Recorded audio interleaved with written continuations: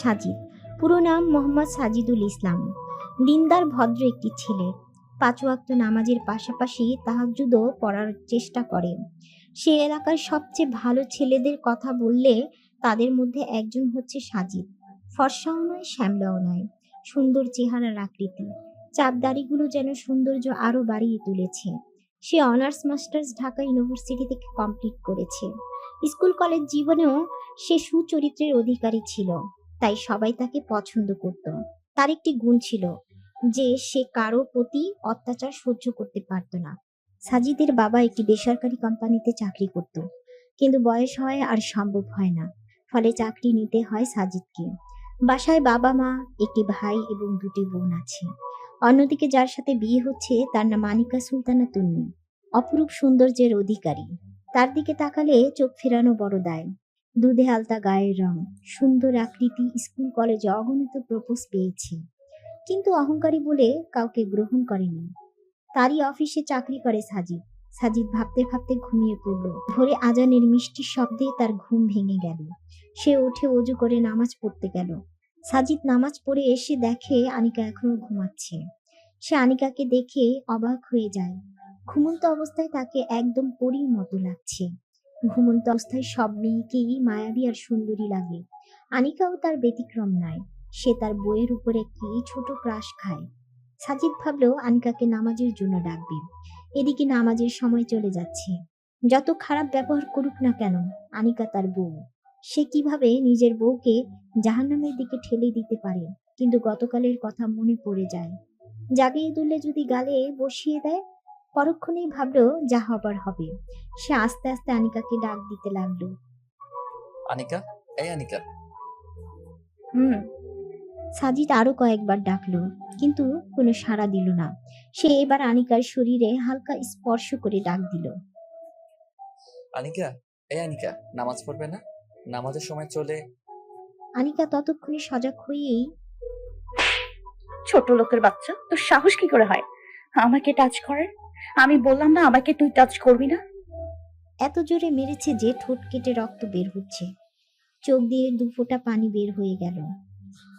তুমি নামাজ পড়বে না? নামাজের সময় চলে যাচ্ছে তো। তোর ইচ্ছে হলে তুই নামাজ পড়, আমাকে ডাকছিস কেন? কেন তুমি নামাজ পড়বে না? না, আমাকে নামাজের কথা বলছিস কেন? আমার ইচ্ছে হলে পড়বো, না হয় না পড়বো। প্লিজ তুমি নামাজটা পড়ে নাও, না হলে তোমাকে জাহান্নামে যেতে হবে।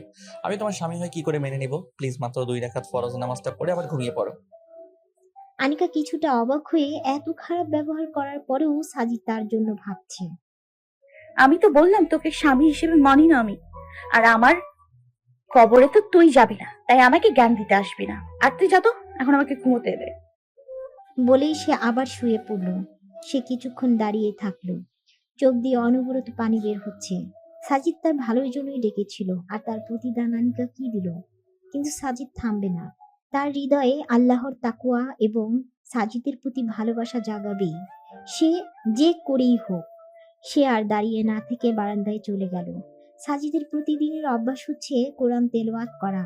সে প্রতিদিন 20 থেকে 30 মিনিট কোরআন তেলাওয়াত করে থাকে। কিন্তু কোরআন মাজিদ পাবে কোথায়? সে একটি বুক সেলফ দেখতে পেল, যা অনেক সুন্দর করে ডিজাইন করা।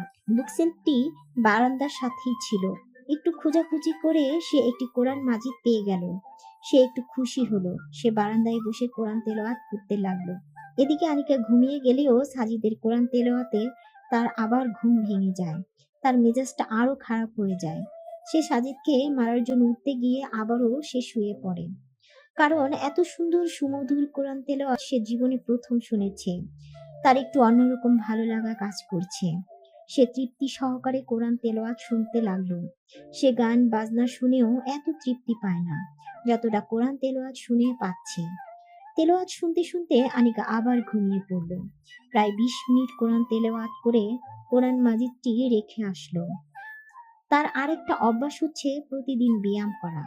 কিন্তু আজ তার মাথাটা প্রচন্ড ব্যথা করছে। মনে হয় তার জ্বর উঠেছে। আনিকার থাপ্পড়গুলোর জন্যই হয়তোবা তার জ্বর উঠেছে। তার গালটা এখনো ব্যথা করছে। সে বারান্দার চেয়ারে বসে ভাবতে লাগলো।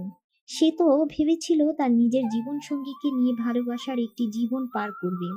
আনিকা তার সাথে এরকম করবে সাজিদ তা ভাবতেও পারেনি। আসলে বড়লোকেরা প্রতিশোধ নিতে যা খুশি তাই করতে পারে। আনিকা বড়লোক বলে সে সামান্য দুটো থাপ্পড়ের প্রতিশোধ এভাবে নিচ্ছে, কিছু বুঝতে পার না। চলুন পুরো ব্যাপারটা খুলে বলি। 2-3 মাস আগের কথা। সাজিদের বাবা একটি বেসরকারি অফিসে চাকরি করত। সে অবস্থায় তার সচ্ছল ছিল। বয়স হওয়ায় চাকরি থেকে রিটায়ার্ড নেয়। তার কিছুদিন পর তিনি অসুস্থ হয়ে যান। ফলে পরিবারে অভাবের শোক নেমে আসে। পরিবারের সকল দায়িত্ব যখন সাজিদের কাঁধে এসে পড়ে, সে ভবঘুরে হয়ে চাকরি খুঁজতে থাকে। সে অনেক ইন্টারভিউ দিয়েছে, কিন্তু কোনো অফিসে তাকে চাকরি দেয়নি। তারপরেও সে চাকরি খুঁজতে থাকে। সেই দিন সকাল 8:30টায় দেশের একটি নামকরা অফিসে ইন্টারভিউ দেওয়ার জন্য বের হয়। অফিসটি তার বাসা থেকে গাড়ি দিয়ে গেলে 30 মিনিট সময় লাগে। তার ইন্টারভিউ শুরু হয় 9:30টায়। সে বের হয়ে একটি রিক্সা নিয়ে যেতে থাকে। উদ্দেশ্য, চৌরাস্তায় গিয়ে সে বাসে উঠে সোজা অফিসে যাবে। রিক্সাওয়ালা একটি গলি দিয়ে বের হওয়ার সময় একটি গাড়ি রিক্সাটিকে ধাক্কা মারে। মৃদু ধাক্কা লাগায় রিক্সাটির কিছু হয়নি। সাজিদ রিক্সা থেকে নেমে যায়, কিন্তু গাড়িটি রিক্সার একটি কোণার সাথে ধাক্কা লাগায় গাড়িটির রং কিছুটা উঠে যায়। তারপরে গাড়ি থেকে একটি মেয়ে নামে, দেখতে অসাধারণ সুন্দরী, কিন্তু সাজিদ তার চোখের দিকে না তাকিয়ে সাথে সাথে চোখ নামিয়ে ফেলে। মেয়েটির চোখ দেখেই বোঝা যাচ্ছিল যে সে প্রচন্ড রেগে গেছে। মেয়েটি গাড়ি থেকে নেমে রিক্সাওয়ালাটার দিকে এগিয়ে সজোরে থাপ্পড় মারার জন্য হাত উঠালো। সাজিদ মেয়েটির হাত ধরে ফেলে। সাজিদ রিক্সাওয়ালাটির সাথেই ছিল। মেয়েটি সেদিকে ভ্রুক্ষেপ না করে রিক্সাওয়ালাটিকে বকতে লাগলো। ছোট লোকের বাচ্চা, দেখে রিক্সা চালাতে পারিস না? আমার গাড়ির কি অবস্থা করেছিস? তোর 14 গোষ্ঠীকে বেচলেও এরকম একটা গাড়ির সমান হবে? সাজিদ মেয়েটির এমন ব্যবহারে অবাক হয়ে যায়। রিক্সাওয়ালা চাচা বয়সে তার বাবার সমান হবে, তারপরও কিরকম তুই তাকারি করছে। আরে মা, আমি তো তোমাকে ধাক্কা দিইনি, তুমি তো আমার রিক্সাটাকে ধাক্কা দিয়েছো, আর ধাক্কা লাগিয়ে বলেই তোমার গাড়ি একটু রং উঠে গেছে। এখানে তো আমার কোনো দোষ নেই। তোর সাহস তো কম না? আমার মুখে মুখে তর্ক করিস? এখন আমার গাড়ি ঠিক করে দিতে পারবি? তোর মতো ছোট লোকদের জন্য। আচ্ছা মা, আমাকে ক্ষমা করে দাও, আমার ভুল হয়েছে। এরপর থেকে দেখে শুনে চলবো। তোকে কি ক্ষমা করব? তোকে ক্ষমা করলে কি গাড়িটা ঠিক হয়ে যাবে? এটা ঠিক করতে কত লাগবে জানিস? সাজিদের এবার মাথায় রক্ত উঠে গেল, কারণ সে মানুষটির প্রতি অত্যাচার সহ্য করতে পারে না। সে মেয়েটাকে বলল, এই আপনি লোকটার সাথে এমন ভাবে কথা বলছেন কেন? সমস্যা কি আপনার? তুই আবার কোথা থেকে উড়ে আসলি? আবার আমার সাথে জোর গলায় কথা বলিস? উনি আপনার থেকে বয়সে কত বড় জানেন? আবার বেয়াদবের মতো তুই তোকারি করছেন। ব্যবহার কি কেউ কোনোদিন শেখায়নি? ছোট লোকের বাচ্চা, তোর সাহস তো কম না? আমাকে তুই বেয়াদব বললি? আবার বলিস আমাকে কেউ ব্যবহার শেখায়নি? তুই জানিস আমি কে? Mind your language ma'am. আপনি আমাকে ছোট লোকের বাচ্চা বলছেন কোন সাহসে? আর আপনাকে না চেনার কি আছে? অসভ্য বেয়াদব একটা মেয়ে আপনি। কার সাথে কিভাবে কথা বলতে হয় সেটাই জানেন না।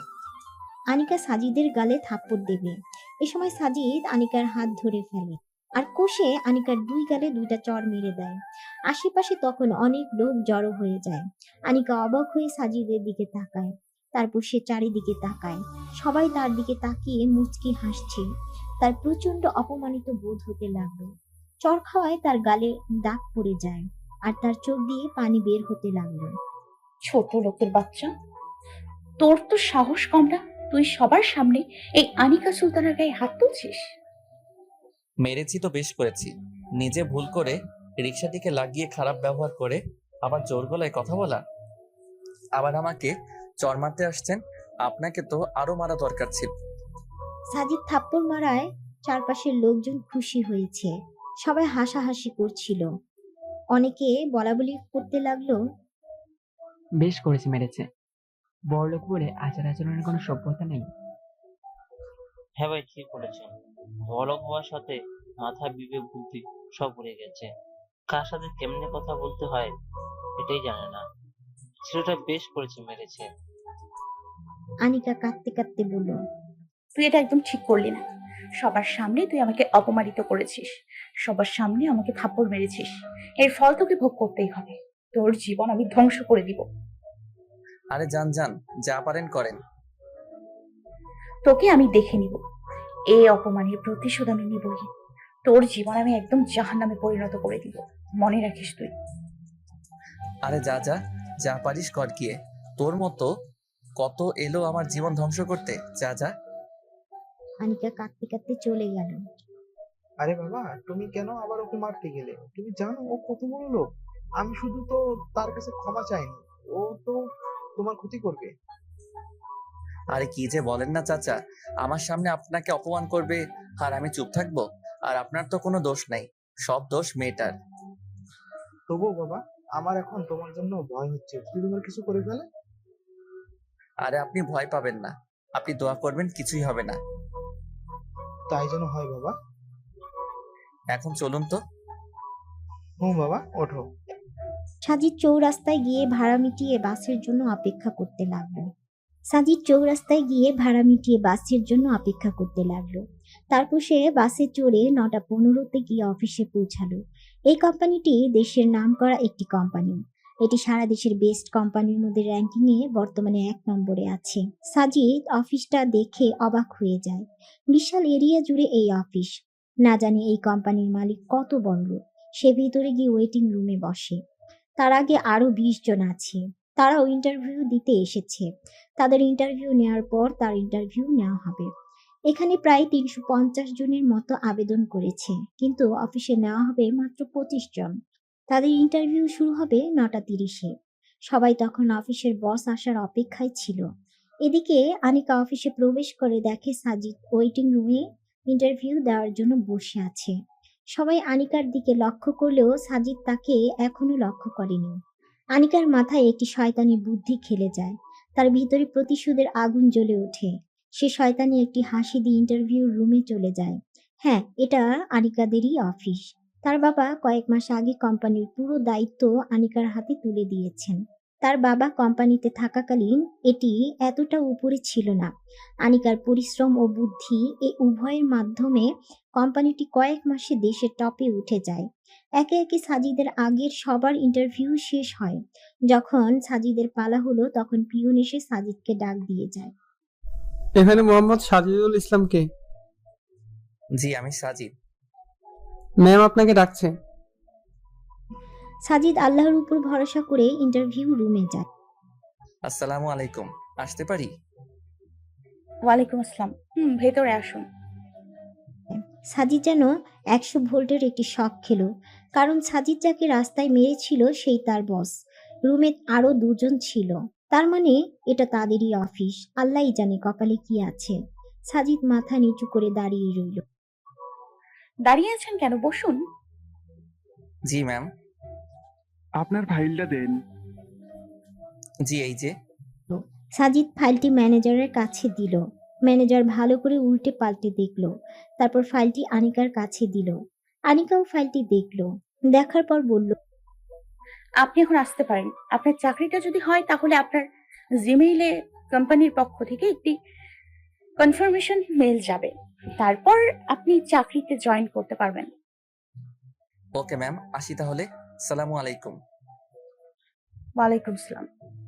সাজিদ অফিস থেকে বের হয়ে এলো। সে অনেকটাই অবাক হয়েছে, কারণ আনিকাকে সবার সামনে মারার পরও সে ভালোভাবে কথা বলছে। সে তো ভেবেছিল তাকে ঘাড় ধাক্কা দিয়ে অফিস থেকে বের করে দিবে, কিন্তু না, উল্টো আরো ভালোভাবে কথা বলেছে। তার মাথায় কিছুই ঢুকছিল না। সাজিদ তারপর সোজা বাসায় চলে যায়। এদিকে আনিকা শয়তানি হাসি দিতে থাকে। তোর জীবন আমি ধ্বংস করে দিব, জাহান্নামে পরিণত করে দিব। সবার সামনে আমাকে অপমানিত করেছিস। আমাকে সবার সামনে মারার ফল কি হয় ভালো করে বুঝতে পারবি। সাজিদ অফিস থেকে সোজা বাসায় আসলো। তার মনটা একটু খারাপ, কারণ হয়তোবা তার এই চাকরিটা হবে না। সে ঘরে ঢুকে সালাম দিল। সালামু আলাইকুম। ওয়ালাইকুম আসসালাম। কিরে বাবা, ইন্টারভিউ কেমন হলো তোর? ইন্টারভিউ তো ভালো হয়েছে, কিন্তু চাকরিটা হবে কিনা এটা নিয়ে টেনশন। তুমি চিন্তা করো না, আল্লাহ তাআলা সহায় হলে আমি ঠিকই একটা ব্যবস্থা করে ফেলতে পারবো। বাবা, যা করবি একটু তাড়াতাড়ি কর। তোর বাবার শরীরটা বেশি ভালো না, এদিকে টাকাও প্রায় ফুরিয়ে আসছে। আরে তুমি চিন্তা করো না তো, আমি আমার সর্বাত্মক প্রচেষ্টা চালাচ্ছি। তুমি শুধু আমার জন্য দোয়া করো। দোয়া তো বাবা তোর জন্য সব সময় করি। আল্লাহ তাআলা তোর সহায়ক। আমিন। আমিন। সাজিদ ফ্রেশ হওয়ার জন্য ওয়াশরুমে চলে যায়। সে শাওয়ার নিতে নিতে ভাবতে লাগলো, এই চাকরিটা বোধহয় তার হবে না। সে আরো কোম্পানিতে ইন্টারভিউ দেওয়ার চেষ্টা করবে। যদি তার চাকরি না হয় তাহলে সে ছোটখাটো একটি ব্যবসা দাঁড় করাবে। যে করেই হোক পরিবারের হাল ধরতেই হবে। এসব ভাবতে ভাবতে সে ফ্রেশ হয়ে নেয়। তারপর সে জোহর সালাত আদায় করতে মসজিদে চলে যায়। 2 দিন পর তাকে অবাক করে দিয়ে আনিকাদের অফিস থেকে চাকরির কনফার্মেশন মেইল আসে। তা দেখে সাজিদ প্রচন্ড খুশি হয়। যাক, অবশেষে তার পরিবারের হাল ধরতে পারবে। সে তার চাকরি হওয়া খবরটা তার মাকে জানায়। তার মাও ভীষণ খুশি হয়। কিন্তু সাজিদের একটি জিনিস মাথায় ঢুকছে না যে আনিকা তাকে কেন চাকরি দিল। চাকরি দেওয়ার মাধ্যমেই কি তাহলে আনিকা তার প্রতিশোধ নেবে? সাজিদকে অতিরিক্ত খাটুনি খাটাবে? হয়তোবা প্রতিশোধের জন্যই আনিকা তাকে চাকরি দিয়েছে। কিন্তু আনিকা যাই করুক না কেন চাকরিটি তাকে করতেই হবে। অনেক কষ্টে সে এই চাকরিটা পেয়েছে। বাবার অসুস্থতার খরচ, ভাই বোনের ভরণ পোষণের জন্য হলেও তাকে এই চাকরিটা করতে হবে। সাজিদের একটি বিষয় অনুশোচনা হতে লাগলো, কারণ জীবনে সে কোনো নারীর গায়ে হাত তুলেনি। কিন্তু ওই দিনই সে রাগকে কন্ট্রোল করতে না পেরে আনিকাকে মেরে দেয়। আনিকাকে বুঝিয়ে দিলেই পারত। যদিও সাজিদ ঠিক কাজটি করেছে, তারপরও তার অনুশোচনা হতে লাগলো। নভেম্বর মাসের 1 তারিখ সকাল 9টা থেকে তার চাকরি শুরু। মানে আরো 5 দিন পর। সাজিদ সেই দিন সকাল 8টায় বের হয়। 8টায় বের হয়ে 8টা 45-এ গিয়ে অফিসে প্রবেশ করে। তাকে অফিসের পিয়ন একটি কক্ষে নিয়ে যায়। সাজিদ গিয়ে দেখলো মোট 24 জনকে এই কক্ষে নিয়ে আসা হয়েছে। সে বুঝতে পারলো এরাও নতুন কর্মচারী। তারাও নতুন করে এই অফিসে জয়েন হয়েছে। কিছুক্ষণ পর অফিসের বস আনিকা এলো। আনিকা এলে সবাই দাঁড়িয়ে যায়। আনিকা সবাইকে বসতে আপনারা জানেন এই কোম্পানিটি দেশের টপ 10 কোম্পানির মধ্যে বর্তমানে ফার্স্ট অবস্থায় আছে। আপনাদের আমি বেশি কিছু বলবো না, শুধু বলবো সময় মতো কাজ করবেন। আমি কাজকে ফাঁকিটা একদমই পছন্দ করি না। কাজের মধ্যে কোনো রকম অবহেলা প্রকাশ করবেন না। কোম্পানির ক্ষতি হয় এমন কোনো কাজ করবেন না। নিজের বুদ্ধি ও পরিশ্রমের মাধ্যমে কোম্পানিটিকে আরো সামনে এগিয়ে নিয়ে যাবেন এই আশা করছি। আর এনার নাম রাশেদুল ইসলাম। আপনারা যার যার ডেস্ক ওনার কাছ থেকে বুঝিয়ে নিন। বলল। সবাই সবার ডেস্ক বুঝে নিয়ে যে যার কাজে চলে গেল। সাজিদও তার ডেস্কে গিয়ে কাজ শুরু করলো। কাজগুলো তেমন কঠিন নয়, কারণ এরকম কাজ সে আগেও কিছুটা করেছে। সাজিদ তার পাশের 2 জনের সাথে পরিচিত হতে লাগলো। তার বাম পাশের জনের নাম রিফাত আর ডান পাশের জনের নাম সিয়াম। তারা এই অফিসে আরো 2 মাস আগে জয়েন করেছে। তারা একসাথেই জয়েন হয়েছিল। সাজিদ অল্প কিছু সময়ের ব্যবধানে সবার সাথে মিশে গেল। এদিকে আনিকা কাজ করতে করতে সিসিটিভি ক্যামেরায় সাজিদের প্রতি নজর রাখছিল। সে পিয়নকে দিয়ে সাজিদকে ডেকে স্যার, আপনাকে ম্যাম ডাকছে। আমাকে স্যার বলার দরকার নেই। আপনি আমার বড় ভাইয়ের মতো। আপনি আমাকে সাজিদ বলে ডাকবেন, আর আপনি করে বলার দরকার নেই, তুমি করে বলবেন।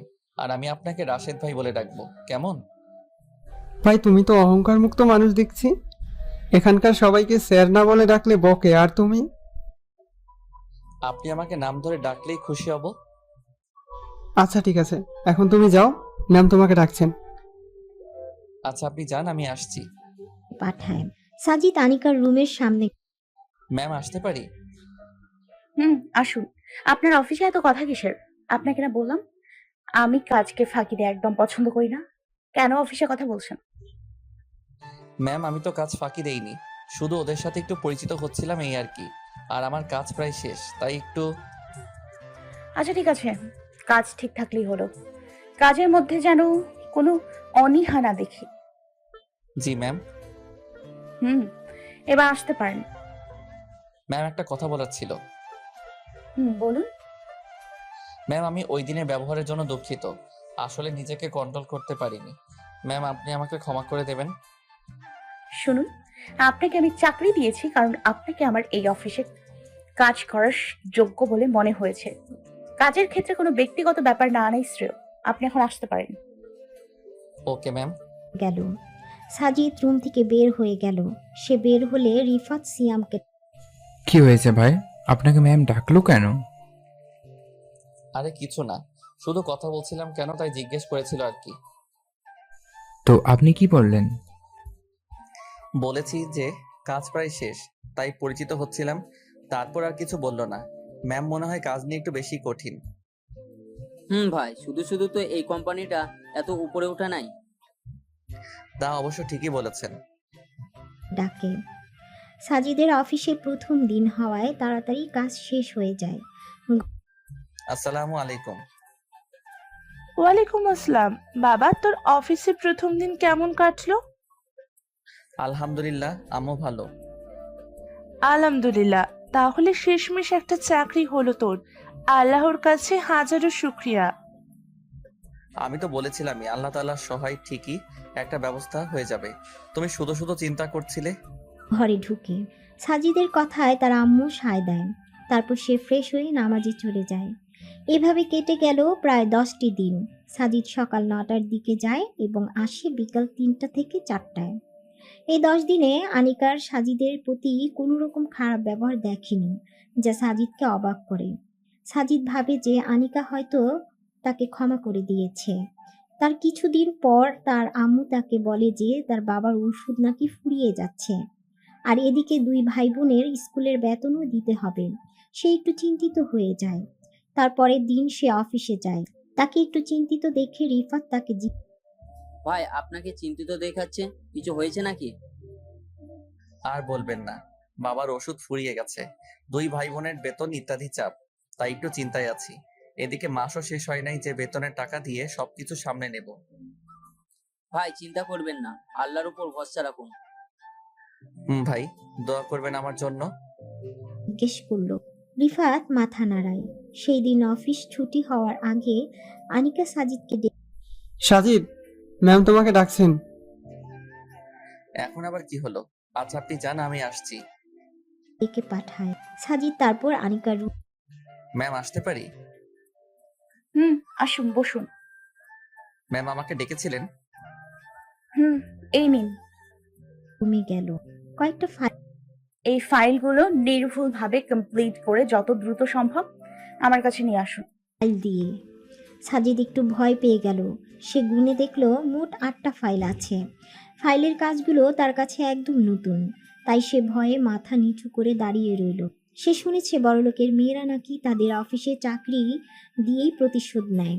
তারা বড় বড় কাজ দেয়, তারপর কাজ না করতে পারলে তাকে তারা অপমান অত্যাচার করে থাকে।